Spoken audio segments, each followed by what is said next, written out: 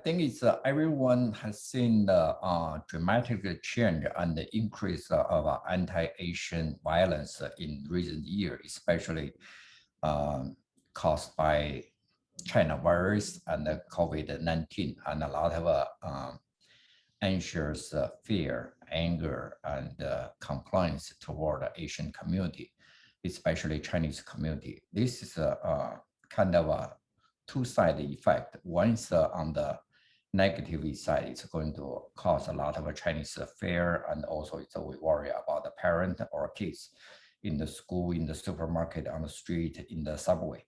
So, but on the other side, is within Asian community or Chinese community, we suddenly realize if you don't do any politics or don't involve in politics, someone not going to help you, and nobody going to voice for your interests, your protection, and even your safety. So that's why it's I see we cannot emphasize how important these kind of things happen to cause our entire community wake up. So I personally just feel this is a long-term trend, but just triggered by the COVID, this instance, especially in these couple months. It's everywhere. It's it's our Chinese community, Asian community have been walk out to the streets to do the protesting. I think it's a good sign.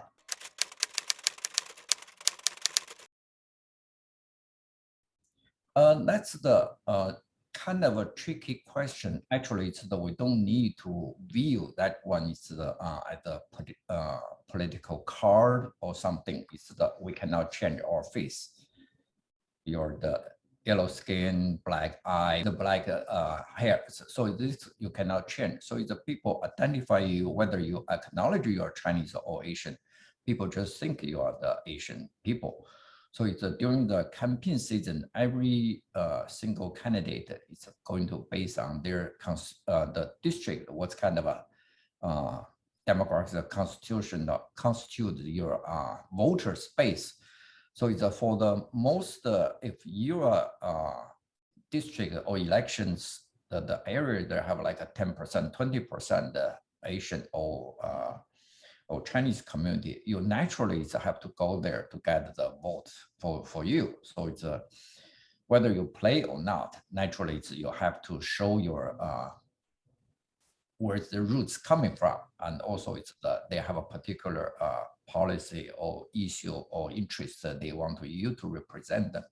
That's why it's the I don't think you emphasize too much is good things, but naturally you cannot avoid it. And I think every politician, every candidate, especially Chinese candidate or it's Asian candidate, naturally they have their own base, they have their relatives. It's very, very important for them to secure this space to win the election. And but if you have too much emphasis on your risk card, generally you're going to lose. So that's the reality.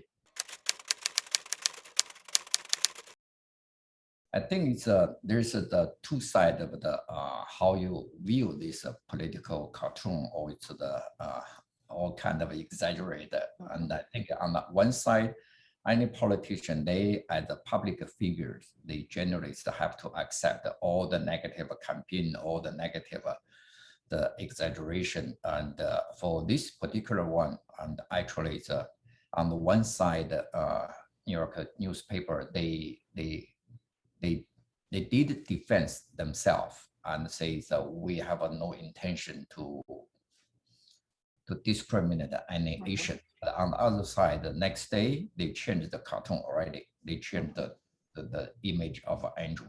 So they said, okay, they can feel this they did something wrong. Otherwise, they can totally just defend themselves and do nothing. Say that we insist that we do the right thing, but they change. So whatever they say defends them, that's one part. But what the action they did, actually, they kind of in fact or in action acknowledge their fault.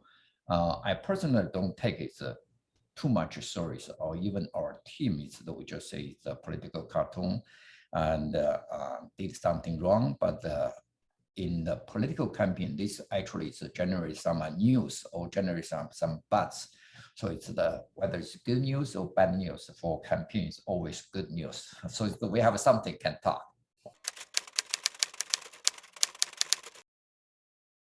Actually, it's this any political or social justice, the improvement or its progress is based on the instance. It's it's the worst instance or even like a legal cases. It's the social progress is always triggered by the instance. So you see the subways, the attacking to Chinese old men, and the stabbing to Chinese old ladies. It's happened in New York every day. Now it's so this kind of things, our campaign team is try to respond always at the same time. It's including the Times Square, the shooting, and Andrew always immediately have a press conference, and also among the entire American, all the major media, I think is Andrew Yang is the #1, is the most exposure to Chinese face there, and also it's a media love to invite him to talk. So it's he take this kind of advantage and go to every media invited him. So you can see his calendar. We see his calendar every day. It's just full with the interview and all the press conference and talk. And also we have a campaign team. It's a political outreach and also communication department. We generate Asian hate crime, and the following measurement is our major policy emphasize to try to increase the police anti-Asian unit and try to allocate more resource to this part. Around the country, there's the generally we just team up with the congressional members like Ted Lieu, Grace Meng, and Judy Chu, and O'Connor is all the Asian caucus in the Congress. We just try to make some joint effort and also put the pressure on the president and the vice president to pass the new law and make sure it's anti-Asian crime cannot have any place in this country. That's the all collective effort. You cannot imagine if there's maybe 1 year, 2 years ago, so we can pass this kind of law and generate a presidential awareness and pass the law to against the anti-Asian crime. There's the levels. One is on the national level, and we are pretty hard to form the very strong, sustainable organization structure. And most people, always most Chinese, we probably realize there's something we need to do together, but it's pretty hard to anyone to stand out as a true leader beyond any interest. I mean that this kind of interest like media exposure, the ego, and just to try to be the leader, get at the title, those kind of things. It's pretty hard, and that means we need to have some structure, national structure, to start from each state and even state from each city, and gradually I think it's a national leader is going to emerge out. And this is one challenge. Second is we probably need a little bit of long-term commitment for anyone who want to involve in politics. It's not only talking, not only go to deliver speech. It's every election you have to have that kind of a mentality, and also you have to build your team. Also, you need to have money too. So it's for general Chinese American here, we just think it's keep my money on the fancy dining table, go the vacation. That's probably the best way to consume. But in my mind, everyone just allocate maybe 1%, 2%, 5%, and try to support the local community, try to support a local candidate, not only once, but make sure you can do this every year until you can see the benefit, until you become a habit.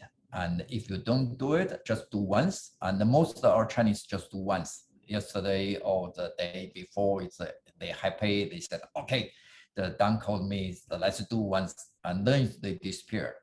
in my mind, is everyone's supposed to get involved. It's start from a local to the state to the national level, always based on your interest and based on your income, get long-term commitment. That's the way we can do.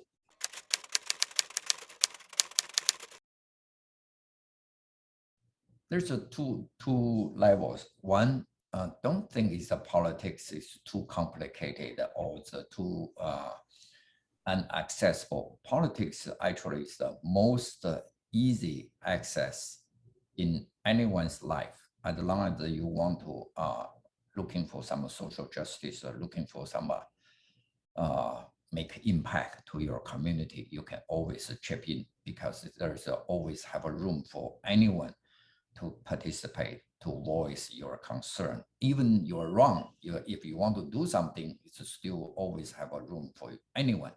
That's the one license. Second license is the power. If you don't to chase it or not looking for fight for your interest, nobody going to give to you. So like a presidential, mayor, every level. So you have to fight very hard to get that power and use that power to serve the justice you think is the correct thing. That's the exciting. When you have a power and when you're in the election cycle, you can wake up a lot of people awareness and talking about all kind of social issues, and you listen to people and know your people and what they concern. And during that part, everyone can grow very internally. It's at least for me, for the 3 years I travel with Andrew everywhere around the country, talking to 1,000 people, and I learn a lot. And also I feel your vision, your heart, and your humanity, the sense of a humanity is all totally changed out from your personal selfish interest, and can be care more about other people, especially normal people. We call normal people, actually it's just any people around you. June 22nd is a primary election, and in New York City, we probably have a 70% is the registered Democratic Party.